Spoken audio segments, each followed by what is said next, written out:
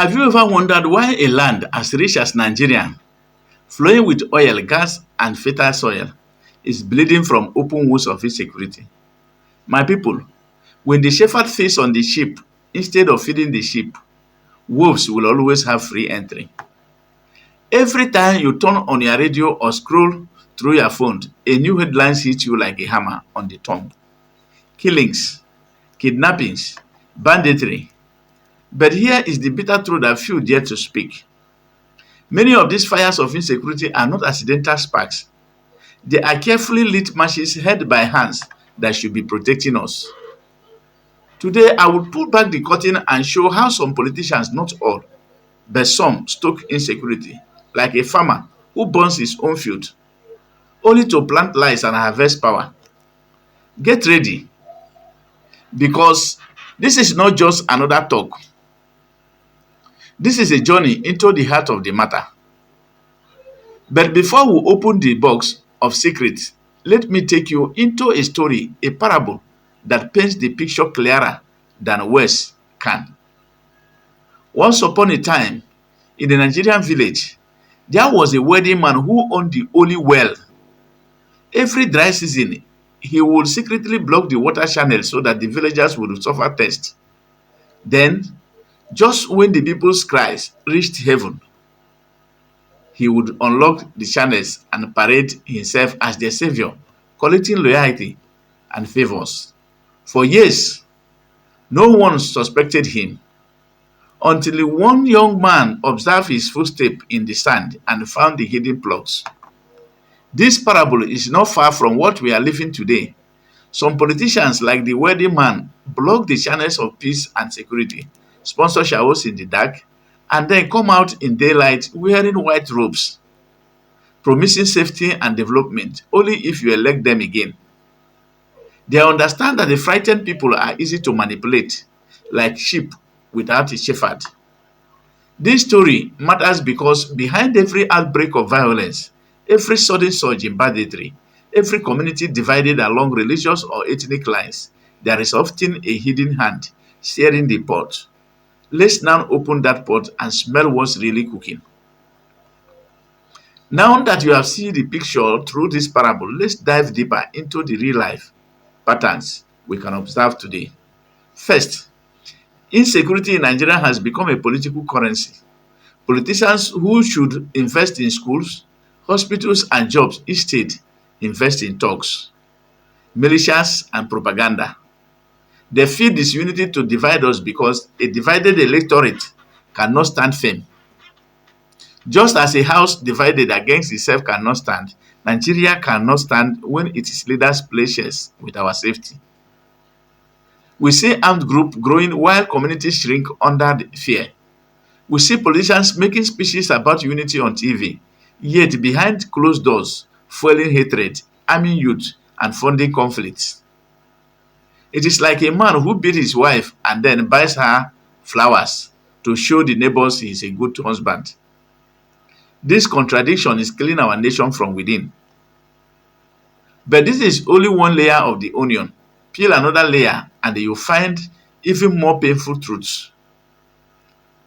These selfish actions are not random, they are strategic. Insecurity creates a market for corruption. Budget for defense and security balloon like bread in hot water. Yes, soldiers on the field like bullets and bullets. Every new crisis becomes a new contract. Every fresh tragedy becomes a new tender. Some leaders ride insecurity like a horse, whipping it to gallop when elections near, then pretending to rein it in when they need international approval. It is a sad tale, but it is real. Think of it. When bandits terrorize the region, voters become desperate.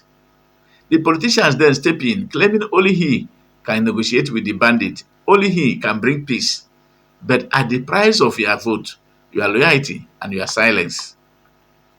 Let's go even deeper beyond politics. As usual, there is also the game of narratives, the stories politicians tell to cover their tracks. They use fear as a smokescreen. In public, they say, we are fighting insecurity, but in private, they are feeding it. They paint their rivals as enemies of peace, yet shake hands with the very forces causing the unrest. Like a masquerade in the village square, they dance with different faces. This is how they control minds.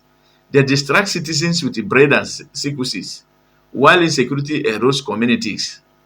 A distracted, fearful populace is easier to exploit. They know that as long as we are fighting ourselves, we will not fight for accountability. This is why you hear of mysterious sponsors, unknown gunmen, shadowy group, all cloaked in mystery, yet always conveniently benefiting certain politicians. If this is the reality, what can we, the citizens, do to break this cycle? Let's explore practical steps you can take today. Breaking this cycle starts with awareness. When the eyes open, the chains begin to loosen. We must refuse to be pawns in the chessboard of selfish leaders. That means verifying claims, questioning narratives, and refusing to be divided along religion, ethnicity, or party lines. The farmer who knows the fox is in the hen's house will stop leaving the door open at night. Yes. We also need collective action. Communities must unite to demand transparency. Media must shine light in dark corners. Civil society must not grow weary. And voters must remember that every vote is a seed. If you plant rotten seed, you cannot expect a healthy harvest. Let's translate this truth into steps you can take right after watching this video.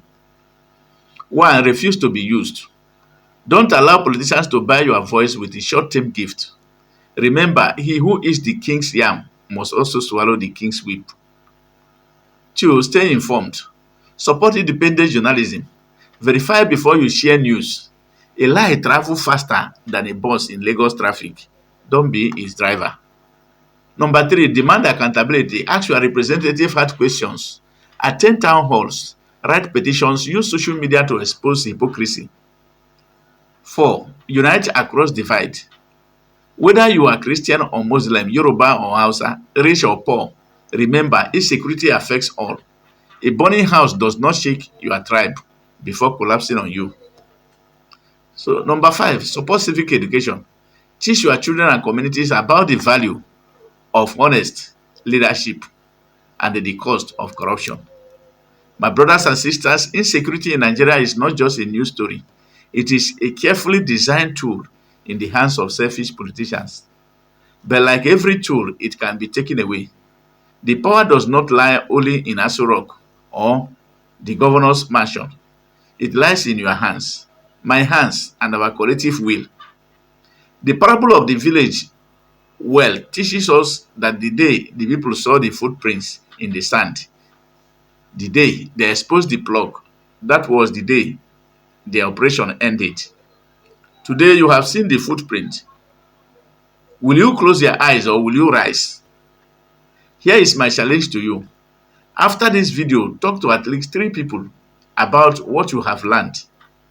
Start small, but start now. Refuse to be pawn. Refuse to be silent. Because silence in the face of injustice is consent. Nigeria can heal, but the healing starts with truth, courage, and the action. And that actions begin with you. Thank you for watching this video, and I know you have learned a lot from this video, and you have known what to do in the face of this injustice and cheating.